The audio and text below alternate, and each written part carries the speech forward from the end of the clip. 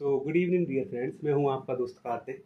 और introduction of pharmacology lecture number 3 में हमने डिस्कस किया था sources of drug information and drug nomenclature. और आज हम स्टडी करेंगे routes of drug administration. Routes of drug administration से कहने का क्या मतलब है, आइए समझते हैं। रूट्स, हमारी बॉडी में बहुत सारे तरह के रूट्स होते हैं। जब हम किसी भी ड्रग को एक स्पेसिफिक रूट से एडमिनिस्ट्रेट कराते हैं बॉडी में, it's called routes of drug administration. मतलब choice of appropriate route in a given situation depends both on drug and patient related factor। मतलब जब हम किसी भी ड्रग को एडमिनिस्ट्रेट कराते हैं बॉडी में, तो बहुत सारे फैक्टर्स रिस्पॉन्सिबल होते हैं कि हम किस रूट से ड्रग को एडमिनिस्ट्रेट कराएं। जैसे किसी भी ड्रग की physical and chemical properties, emergency route और कंडीशन ऑफ पेशेंट की age, effect of first pass metabolism, यह सारे फैक्टर रिस्पॉन्सिबल होते हैं जब हम किसी भी ड्रग को एडमिनिस्ट्रेट कराते हैं किसी भी बॉडी में। ठीक है। इसके बाद आता है drug are administered by various route. कौन कौन से रूट होते हैं? The route of drug administration में भी एक होता है लोकल रूट और एक होता है सिस्टमिक रूट। लोकल रूट क्या होता है? लोकल रूट मतलब लोकली अप्लाइड कर दिया। Drug is administered at the site of lesson. मतलब कोई भी लोशन होता है, क्रीम होती है, लोकल एनेस्थेटिक्स होते हैं, तो हम लोकली अप्लाइड कर देते हैं बाय हैंड से या फिर रबिंग से। तो यह होते हैं लोकल रूट। और दूसरा है सिस्टमिक रूट। तो systemic route, drug is administered through systemic route is intended to be absorbed into the blood stream and distributed all over including the site of action through circulation. Systemic route मतलब blood में हमने directly inject कर दिया blood में, it's called systemic root. इसके बाद आता है डिफरेंट टाइप के रूट। लोकल होते हैं एंड सिस्टमिक होते हैं। लोकल में कौन कौन से आ जाते हैं? टॉपिकल आता है, deeper tissue, intra articular, intrathecal, retroocular and intra arterial. और आता है सिस्टमिक रूट। सिस्टमिक रूट में कौन कौन से आते हैं? एटर्नल आते हैं, पेरेंटल आते हैं। इसके बाद एटर्नल में कौन कौन से आ जाते हैं? Oral route, sublingual, rectal, inhalation and intranasal. Parenteral में transdermal, subcutaneous, intramuscular, intravenous and intradermal. इसके बाद अब आइए समझते हैं हम हर एक रूट को डीप से। अब जैसे टॉपिकल रूट है, टॉपिकल रूट मतलब टॉपिकली हमने अप्लाइड कर दिया लोशन, क्रीम, ऑइंटमेंट। ठीक है। तो यह किसका पार्ट है? लोकल रूट का। तो लोकल रूट मतलब हम टॉपिकली देंगे किसी भी लोकल साइट पे। जैसे इसका एग्जांपल स्किन हो गया, म्यूकस मेम्ब्रेन हो गई। म्यूकस मेम्ब्रेन में कौन कौन सी आ जाते हैं? माउथ आ गया, pharynx, eye, ear, nose, throat, vagina, anus, GIT. अब आई में हम ड्रॉप डालते हैं, जैसे ईयर में डालते हैं, माउथ में पेस्ट यूज़ करते हैं, वेजाइना सपोसिटरीज देते हैं। नहीं, सपोसिटरीज नहीं देते इसमें, सपोसिटरी हम रेक्टल में देते हैं। ये तो रेक्टल रूट में आ जाता है। वेजाइनल आता है टॉपिकल में। इसके बाद आता है deeper tissue.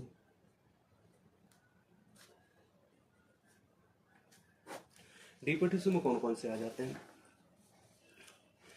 Intra articular injection. खास बात यह है कि जो लोकल रूट होते हैं इसमें हम कहीं भी ड्रग को ब्लड में नहीं देते हैं। और जो सिस्टमिक रूट होता है उसमें एटर्नल होता है, पेरेंटल होता है। एटर्नल का मतलब होता है कि हम ब्लड में तो देंगे लेकिन हम इंजेक्शन इस्तेमाल नहीं करेंगे। और जो पेरेंटल होता है इसमें हम इंजेक्शन यूज़ करते हैं। पेरेंटल मतलब इंजेक्शन, एटर्नल मतलब इंजेक्शन इस्तेमाल नहीं करेंगे लेकिन ब्लड में जाएगी ड्रग। लोकल मतलब होता है कि इसमें हम इंजेक्शन भी इस्तेमाल कर सकते हैं और टॉपिकली भी इसमें इंजेक्शन भी इस्तेमाल कर सकते हैं और लोशन, ऑइंटमेंट, टैबलेट सब कुछ दे सकते हैं। लेकिन यह ड्रग जो होगी वो लोकली रूट में होगी। ठीक है, लोकली देंगे हम।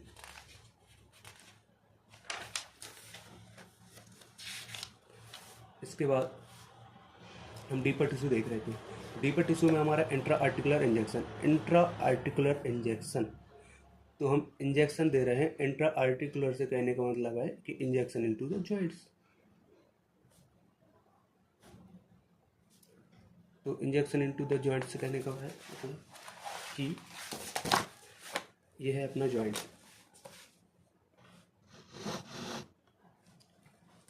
और यहाँ होता है साइनोवियल फ्लूइड। तो यहाँ जब पेन होता है तो हम डायरेक्टली इंजेक्ट कर देते हैं, जिससे हमें पेन में रिलीफ मिल जाता है। इसके बाद आता है इंट्राथीकल। तो इंट्राथीकल जो होता है स्पाइनल कॉर्ड में जो CSF होता है उसमें हम डायरेक्टली इंजेक्ट कर देते हैं, ठीक है, वर्टेब्रा में। इसके बाद आता है हमारा इंट्रा आर्ट्रियल। तो इंट्रा आर्ट्रियल से मतलब है इंट्रा आर्ट्रियल, जो इंट्रा आर्ट्रियल रूट होता है इसमें हम इंजेक्शन तो देते हैं, लेकिन हम कौन सी आर्टरी में देते हैं? हम देते हैं ब्रोंकियल आर्टरी में। ब्रोंकियल आर्टरी क्या होती है? जब हम वेन्स में इंजेक्शन देते हैं तो पूरी बॉडी में सर्कुलेट हो जाता है, लेकिन जब हम ब्रोंकियल आर्टरी में देते हैं तो एक स्पेसिफिक साइट पे ही जाके वो एक्शन देगा। जैसे कोई एक पेशेंट है जिसको यहाँ इन्फेक्शन हो गया, फिर कैंसर हो गया, तो यहाँ से एक ब्रोंकियल आर्टरी होती है जो कि यहीं पे जा रही होती है, तो डायरेक्टली हम दे देते हैं एंड में, और वो स्पेसिफिक साइट पे ही एक्शन दिखाती है अपना। जैसे like cancer disease in blood, तो हम डायरेक्टली उस जगह पर इंजेक्शन लगा देंगे, उस तरफ जो आर्टरी जा रही है, स्पेशली ऑन लोकल ऑर्गन, ठीक है। जब वेन में देंगे तो पूरी बॉडी में सर्कुलेट हो जाएगी, जब हाथ और पैर में देंगे तो कैंसर हो। जब किसी पेशेंट को हाथ में या पैर पाँव में कैंसर होता है तो वहाँ पे एक ब्रोंकियल आर्टरी होती है जिसमें हम डायरेक्टली इंजेक्टेड कर देते हैं इंजेक्शन से, और वहीं पे एक्शन देती है वो, ठीक है। It's called intra arterial route. इसके बाद आता है रेट्रोबुलर। तो रेट्रोबुलर रूट, रेट्रो से मतलब रेटिना, रेटिना मतलब आँख, हमने वहाँ पे डायरेक्टली इंजेक्ट कर दिया, it's called retrobulbar. Injection behind of the eye ball, it's called retrobulbar route. इसमें हम कौन सी ड्रग देते हैं? हाइड्रोकार्टिसोन देते हैं जैसे, या फिर आई कैविटी में देते हैं, ऐसे हम इंट्राओकुलर भी बोलते हैं। इसके बाद आता है systemic route. Systemic route, systemic route मतलब सर्कुलेशन। तो ब्लड स्ट्रीम में जाएगी ड्रग। ब्लड स्ट्रीम में हम कैसे कैसे पहुंचा सकते हैं भाई?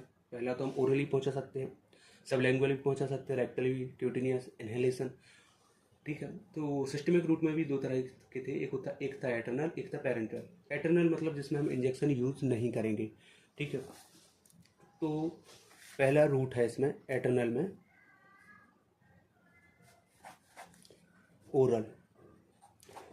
ओरल रूट तो भाई 70% और 80% जो ड्रग लेते हैं वो हम ओरल रूट से ही लेते हैं। Most common and acceptable, most common है और एक्सेप्टेबल है, मतलब इसमें हम commonly most of the medicine हम ओरली रूट से ही लेते हैं, ठीक है।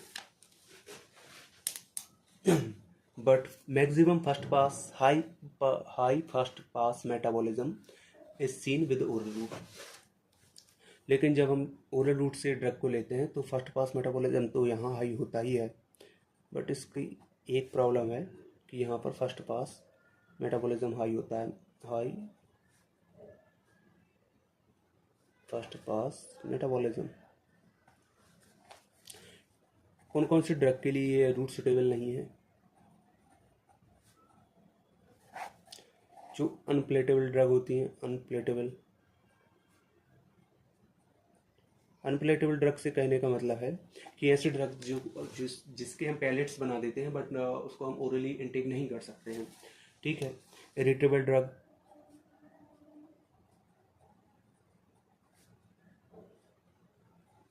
जिसमें पैराएल्डिहाइड,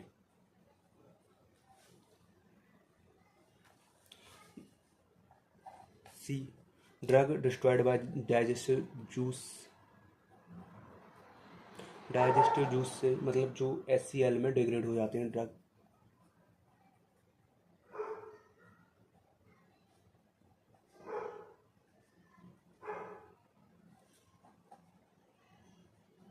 तो इसके एग्जांपल जैसे पेनिसिलिन या फिर इंसुलिन। तो ऐसे ड्रग जो डाइजेस्टिव जूस में डिग्रेड हो जाते हैं उसको हम ओरली नहीं ले सकते हैं। और जिसका फर्स्ट पास मेटाबॉलिज्म हाई होता है उसको भी हम ओरली नहीं ले सकते हैं। जैसे आता है लिडोकैन, नाइट्रोग्लिसरीन। नाइट्रोग्लिसरीन तो सुना ही होगा आपने। किसी पेशेंट को अगर एकदम से अटैक आ जाए तो सबलिंगुअल रूट से हम नाइट्रोग्लिसरीन दे देते हैं और तुरंत ही पेशेंट को राहत मिल जाती है हार्ट अटैक से। ई ड्रग नॉट एब्जॉर्ब ओरली। ऐसे ड्रग जो एब्जॉर्ब नहीं होते ओरली, जैसे एमिनोग्लाइकोसाइड, ये ड्रग एब्जॉर्ब नहीं होता ओरली। स्ट्रेप्टोमाइसिन, ठीक है।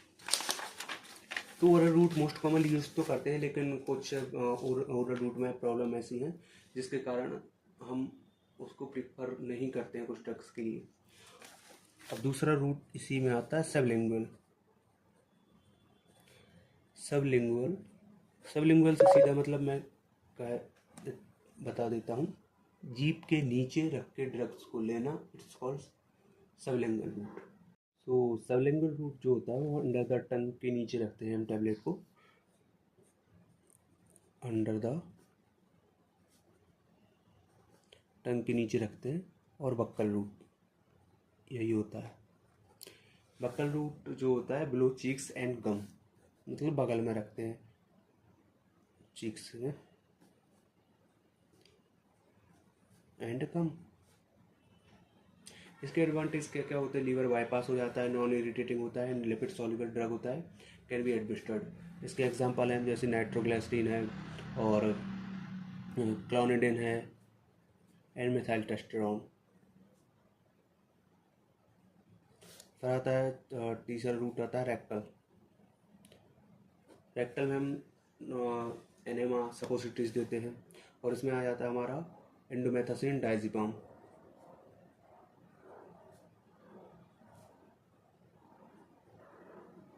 फिर आता है क्यूटिनियस रूट। क्यूटिनियस होता है जो हाई लिपिड सॉल्युबल ड्रग होती है, इसमें हम देते हैं। और क्यूटिनियस रूट में हम जो ट्रांसडर्मल पैचेस होते हैं वो देते हैं। Transdermal patches will be applied. और इसके एग्जांपल आते हैं हमारे फेंटेनिल, निकोटिन और हायोसिन। इसके बाद आता है हमारा इनहेलेशन। इनहेलेशन मतलब नाक से जो जिस ड्रग को लेते हैं, absorption take place from alveoli.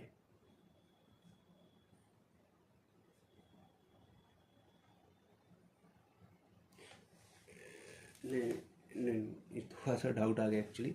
Inhalation मतलब होता है जो मुंह से लेते हैं और इंट्रानेजल मतलब होता है जो नाक से लेते हैं। तो एब्जॉर्प्शन जो एल्वुलाई, एब्जॉर्प्शन फ्रॉम एल्वुलाई। और एल्वुलाई में एब्जॉर्प्शन तभी होता है जब हम जनरल एनेस्थीसिया लेते हैं, जनरल एनेस्थीसिया लेते हैं। इसके बाद आता है इंट्रानेजल। और जो इंट्रानेजल होता है, नेजल की जो ऊपर हल्की सी ब्लड कैपिलरीज होती हैं पतली पतली, वहाँ से ड्रग एब्जॉर्ब होता है। और इसमें हम देते हैं GnRH, गेनोट्रोपिन्स, कैल्सिटोनिन और डेस्मोप्रेसिन। इसके बाद आता है हमारा अब आता है inhalation. But in case of volatile liquid और gaseous into the lungs through the mouth oxygen. और नेजल का मतलब नेजल जो ब्लड वेसल होती है डायरेक्टली ऑब्जर्व हो जाता है नोजिस्ट्रॉल से। इसके बाद होता है